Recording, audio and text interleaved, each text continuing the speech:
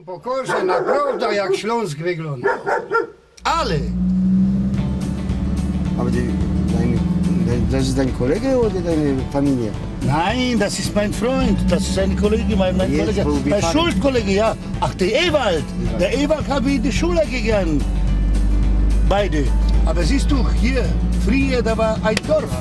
Ja, boah, jetzt, Mensch, hast du gesehen, solches Mercedes? Neues, nagelneu. Kostet über 40.000, 50.000 Euro. Ja, ja, weißt du.